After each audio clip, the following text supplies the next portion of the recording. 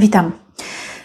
Teraz opowiem o nietolerancjach pokarmowych. Czym są nietolerancje pokarmowe, jak je zdiagnozować i czy stanowią zagrożenie dla naszego zdrowia.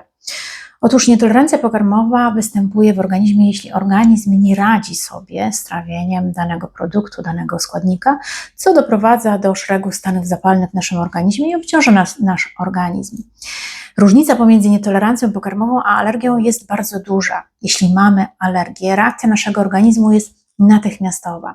Zagraża bezpośrednio naszemu życiu, także po zjedzeniu czegoś zaczynamy się dusić, mamy przyspieszoną akcję serca i tak jak mówię, możemy nawet umrzeć.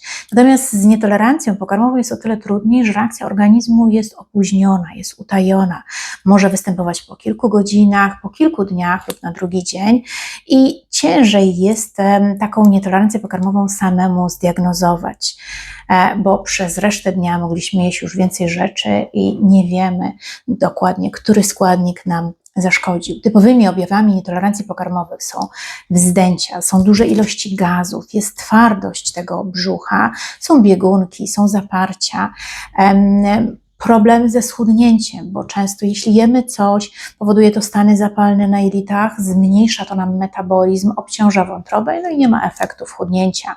Są to szeregu rodzaju zmiany skórne, nawet ropne stany zapalne na skórze. Są to bóle stawów bądź bóle głowy.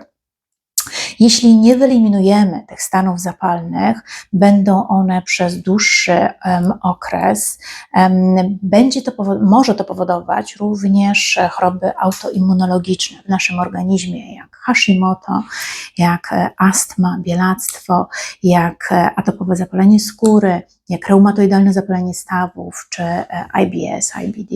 Także zachęcam gorąco do robienia testów na nietolerancje pokarmowe, aby jak najszybciej wyeliminować stany zapalne, aby jak najszybciej odciążyć nasz organizm i powrócić równowagę w naszym organizmie. W moim gabinecie, w laboratorium, z którym ja współpracuję, robimy testy na 300 składników pokarmowych, 300 składników niepokarmowych, 80 niedoborów, jeśli chodzi o makro, mikroelementy, witaminy, obciążanie metalami ciężkimi, flora bakteryjna jelit jest badana, enzymy trawienne i hormony.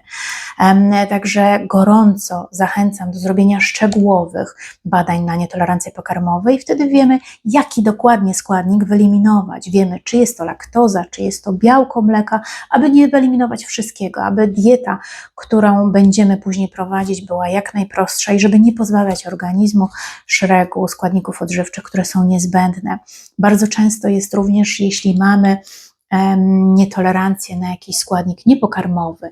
Mogą to być pyłki drzew, mogą to być zwierzęta, może to być materiał, który codziennie styka się z naszą skórą. Będzie to również powodowało zwiększenie ilości przeciwciał i tym samym stany zapalne w organizmie, także eliminacja na 3 miesiące danego materiału czy kołdry zmniejsza ilość stanów zapalnych i organizm wraca do równowagi, lepiej się czujemy. Należy również pamiętać, że jeśli mamy stany zapalne na jelitach, to wtedy witaminy nie wchłaniają się w 100% i jeśli zbadamy niedobory, makro, mikroelementy, witaminy, to wtedy wiemy, co uzupełnić, aby zwiększyć ilość danej witaminy, abyśmy lepiej się, jak najszybciej, żebyśmy lepiej się poczuli. Często również brakuje nam jakichś enzymów i to trawienie też nie będzie do końca efektywne. Będzie wtedy pokarm zalegał nam na jelitach, będzie gnił, będzie powodował wzdęcia, gazy i tak jak mówię, również nieszczelność jelit czy stany zapalne. I wtedy wiemy, co zwiększyć, aby pobudzić, jeśli chodzi o jedzenie, aby pobudzić nasz organizm do produkcji pewnej ilości enzymów. Metale ciężkie również niezmiernie istotne, zwłaszcza jeśli u małych dzieci, bądź też mamy dzieci, które mają autyzm. Jeśli wyeliminujemy metale ciężkie, jeśli oczyścimy organizm z konkretnych metali, lepszy wtedy kontakt jest z dzieckiem, zmniejsza to, tak jak mówię, obciążenie organizmu, zmniejsza stany zapalne.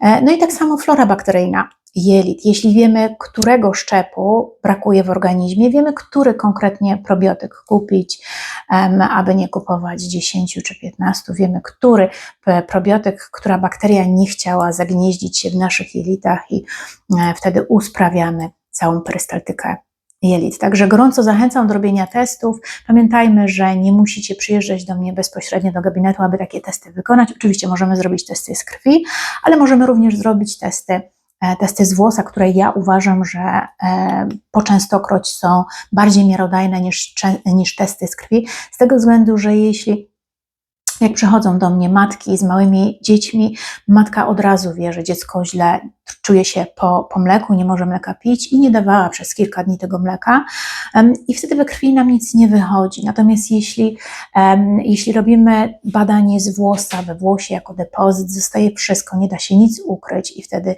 wiemy, co mamy konkretnie wyeliminować. Tak samo jak robimy badania na obecność narkotyków we krwi, często teraz już robimy badanie z włosa, a nie z krwi. W krwi jesteśmy w stanie wiele rzeczy ukryć, natomiast we włosie jako depozyt zostaje wszystko.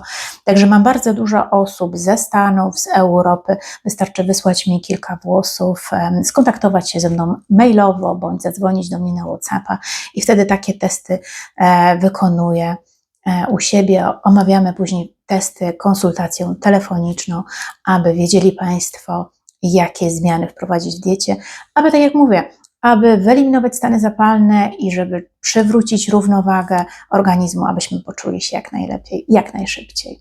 Dziękuję.